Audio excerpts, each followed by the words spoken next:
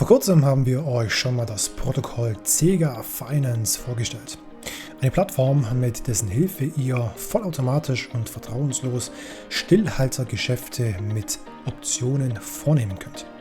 Wir stellen euch heute die Strategien vor, die am renditeträchtigsten sind und die sich optimal dafür nutzen können, um automatisiertes Einkommen zu erwirtschaften.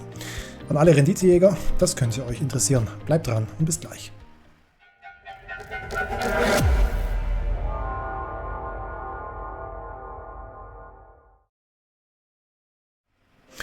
So meine Lieben, herzlich willkommen wieder zu einem neuen Video hier auf unserem Kanal. Optionen lassen sich für extrem geniale Strategien nutzen, wie wir euch hoffentlich schon mehrmals mit unseren produzierten Videoinhalten auf diesem Kanal zeigen konnten. Allerdings ist es so, dass durch die Komplexität der Optionen, vor allem auch in der Anwendung und der Nutzung, in der Regel nur wenige in den Genuss kommen, die Vorteile von Optionen komplett ausspielen zu können. Cega Finance nimmt sich genau dieser Problematik an. Was macht Cega Finance? Es gibt jetzt eben auch die Möglichkeit für komplette Anfänger, Stillhaltegeschäfte mit Optionen umzusetzen. Warum? Weil Cega Finance vollautomatisierte Vaults programmiert hat, die das für euch tun, ohne dass ihr auch nur einen einzigen Finger rühren müsst. Wir werden uns heute diese sogenannten Dual Currency Vaults von Cega etwas genauer angucken. Das sind übrigens, wie schon im Intro erwähnt, die Strategien auf Cega Finance, die am renditeträchtigsten sind, und deswegen sollte das für besonders viele Menschen und Investoren interessant sein. Bevor wir ins eigentliche Thema reinstarten, noch eine kurze Bitte.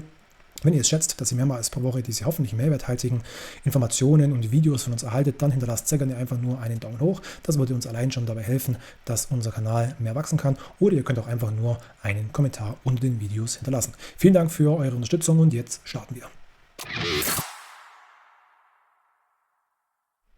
Was uns an Cega Finance enorm gefällt, ist der Umstand, dass die Programmierer bzw. Webdesigner auch enorme Mühen auf sich genommen haben, absoluten Anfängern gut verständlich und erklärlich zu machen, wie denn dieses Protokoll zu nutzen ist und wie die einzelnen Strategien funktionieren. Hier in dem Bereich Investment Strategies wird für jede einzelne Strategie, das sind jetzt momentan etwa 4 oder 5 verschiedene, wenn wir richtig informiert sind, separate Unterseiten, worüber oder worauf wunderbar erklärt wird, wie denn die einzelnen Strategien vonstatten gehen. Das heißt, es gibt hier immer eine schöne Zusammenfassung, sodass ihr innerhalb von 1 bis 2 Minuten schon einen guten Überblick darüber erhaltet, wie die Strategie per se funktioniert. Und dann wird aber auch noch generell mal auf so Details auch eingegangen, wie zum Beispiel, wie hoch das Total Value Locked in verschiedenen Strategien ist, wie die Strategieparameter dann aussehen, was passiert, wenn die einen oder anderen Szenarien eintreten, wie sich das also in der Praxis auswirkt. Dann hat man auch ein Backtesting gemacht, um zu schauen, ob denn diese angezeigten Renditen überhaupt realistisch sind, langfristig für sich auch zu vereinnahmen. Und zu guter Letzt wird natürlich auch noch sehr transparent und ehrlich auf die Risiken eingegangen. Als nächstes stellt sich natürlich die Frage, was hier in diesen Dual Currency Vaults von Cega Finance denn überhaupt konkret für Strategien umgesetzt werden. Es gibt 2 verschiedene Ausrichtungen dieser Strategien. Einmal eine Strategie, die auf steigende Kurse setzt, und einmal eine Strategie, die auf fallende Kurse setzt. Wenn wir auf steigende Kurse setzen, dann werden hier im Endeffekt gedeckte Call-Optionen verkauft mit einem Strike über dem aktuellen Kurs. Und wenn wir auf fallende Kurse setzen, dann werden gedeckte Put-Optionen verkauft mit einem Strike unterhalb des aktuellen Kurses. Das hört sich jetzt für gerade auch die Anfänger wahrscheinlich etwas verwirrend an. Wir werden aber in den nächsten Minuten vollautomatisch darauf kommen, was das denn konkret bedeutet. Das heißt, wenn ihr es bisher noch nicht so ganz überrissen habt, was das jetzt bedeutet, keine Sorge, die Erklärung, die folgt in den nächsten Minuten. Um nun die ganze Strategie besser verstehen und verinnerlichen zu können, gehen wir hier einfach mal ein konkretes Beispiel miteinander durch. Wir gucken uns hier den Staked ETH Dragon von Cega Finance etwas genauer an. Wir stellen hier also als allererstes mal fest, dass hier gestakte Ether als Kollateral oder als Asset für diesen Vault verwendet werden kann. Das heißt, ihr habt jetzt unabhängig von dieser Strategie schon einmal die Möglichkeit, Staking-Renditen zusätzlich auf die Renditen des Vaults zu verdienen. Was passiert hier jetzt also nun konkret im Hintergrund, wenn ihr euch entschließt, diesen Vault zu nutzen? Als allererstes einmal ist es notwendig, dass ihr über diese Funktion hier einmal eure gestakten ETH als Kollateral im Vault hinterlegt. Sobald das eben getan ist, wird vollautomatisch im Hintergrund eine Call-Option verkauft mit einem Strike, der 5% über dem aktuellen Kurs ist, was natürlich hier über den Strike-Level angezeigt wird. Wenn wir eine Call-Option verkaufen welches sich auf ein Asset bezieht, das wir ebenfalls im Vault hinterlegen, dann redet man hier eben vom Verkauf gedeckter Optionen, weil die Option mit dem Asset hinterlegt ist. Und was bringt uns jetzt der Verkauf dieser Call-Option? Naja, das bringt uns eine Prämie. Der Verkauf der Call-Option bringt uns eine Prämie und das Schöne dabei ist, dass diese Prämie unabhängig von der künftigen Kursentwicklung von uns behalten werden kann. Hier ist wichtig zu wissen, dass ein Intervall in diesem Vault immer 27 Tage läuft, also ein knapper Monat. Das heißt, wenn ihr heute etwas in diesen Vault einbezahlt, könnt ihr mal mindestens 27 Tage nicht auf euer Geld wieder zugreifen, sondern müsst diese Zeitperiode abwarten, um wieder an das Geld zurückzukommen. Das hat folgenden Grund. Wenn wir eine Option mit einer Restlaufzeit von 27 Tagen verkaufen, sind wir natürlich auch für die 27 Tage daran gebunden, die Bedingungen dieser Option zu erfüllen. Und somit ist es aus der Natur der Sache heraus nicht mehr möglich, das Kollateral vorher wieder aus dem Vault herauszunehmen. Jetzt gibt es im Endeffekt nur zwei Möglichkeiten, wie die ganze Sache zum Laufzeitende ausgehen kann. Das erste Szenario ist folgendes, dass nach den 27 Tagen, nach der Vault-Laufzeit, der Kurs von Staked ETH über dem Strike liegt. Was bedeutet das? Wir haben hier also einen Kurszuwachs von mehr als 5% verzeichnen können. Das bedeutet, dass die Rückzahlung eures initialen Investments nicht mehr in gestakten ETH vorgenommen wird, sondern in Stablecoins. Was bedeutet das nun also folgerichtig? Ihr bekommt aber auch maximal nur den Strike-Level als Gegenwert zurück. Wenn ihr also 100% in gestakten ETH einbezahlt habt, dann bekommt ihr maximal 105% des initialen Investments in Stablecoin zurück. Das zweite Szenario sieht folgendermaßen aus, dass zum Laufzeitende der Kurs von Staked ETH unter dem Strike ist, das heißt weniger als 5% gestiegen ist. Was passiert so dann zum Laufzeitende? Ihr bekommt eure ursprünglichen gestakten ETH, so wie ihr sie reingegeben habt, wieder zurück und könnt natürlich, genauso wie im ersten Szenario auch, eure Prämie zusätzlich behalten. Wichtig zu wissen ist, wie wir schon erwähnt hatten, dass die Prämie immer bezahlt wird und dass ihr die Prämie immer behalten könnt. Wir müssen hier also feststellen, dass bei dieser Strategie eine Gewinnobergrenze durch den Strike eingezogen wird und ihr im Austausch für diese Gewinnobergrenze die Prämie erhaltet. Ihr erhaltet also, wenn man es anders ausdrücken möchte, die Möglichkeit, eure Gewinne zu verstetigen, aber im Austausch für nur gedeckelte Kursgewinne bis zum Strike-Level. Allerdings ist es so, dass ihr den Strike-Level selbst wählen könnt. Warum? Weil es hier 3 verschiedene Produkte in der Regel für jedes Asset gibt. Der Dragon, das ist das aggressivste Produkt, könnte man sagen, mit dem geringsten Strike-Level, aber auch mit der höchsten Optionsprämie von momentan etwas mehr als 58%. Wichtig zu wissen ist, dass sich die Rendite dieser Optionsstrategie immer wieder ändert und diese hängt von der impliziten Volatilität ab. Warum? Weil Optionen, könnte man sagen, eine Versicherung sind und eine Versicherung für die meisten Marktteilnehmer darstellen.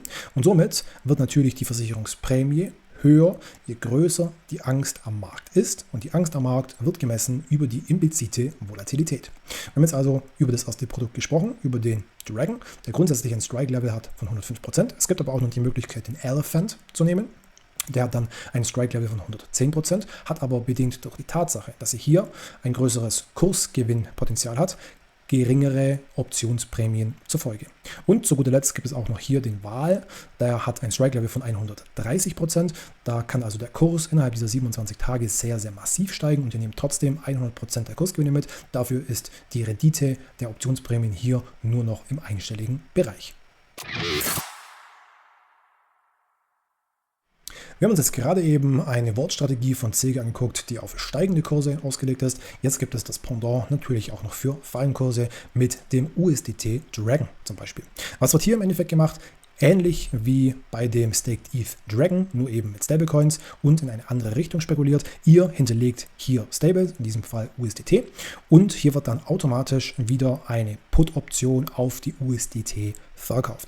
Somit verkaufen wir hier auch wieder gedeckte Put-Optionen, weil die Put-Optionen mit den USDT gedeckt sind. Und der Verkauf genau dieser Option bringt euch natürlich wiederum die Optionsprämie, die momentan auch wieder relativ saftig ist, höchstwahrscheinlich aber auch in den nächsten Monaten wieder ansteigen kann, weil sich die implizite Volatilität der letzten Monate wieder gesenkt hat und wir bei weitem nicht mehr auf den Niveaus sind von vor 3, 4, 5 Monaten. Ich kann mich gut daran erinnern, dass hier zum Teil dreistellige Optionsrenditen in der Zwischenzeit angezeigt wurden. Genauso wie im vorherigen Beispiel auch, gibt es jetzt hier wieder zwei verschiedene Szenarien, die eintreten können. Wenn zum Laufzeitende nach den 27 Tagen, diese 27 Tage, die gelten für jeden Vault, der Kurs von Ether über dem Strike-Level von 95% liegt. Das bedeutet, wenn der Kurs nicht mehr als 5% gefallen ist, bekommt ihr eure USDT, wie ihr sie reinbezahlt habt, genauso wieder zurück und könnt obendrein dann noch die Optionsprämie behalten.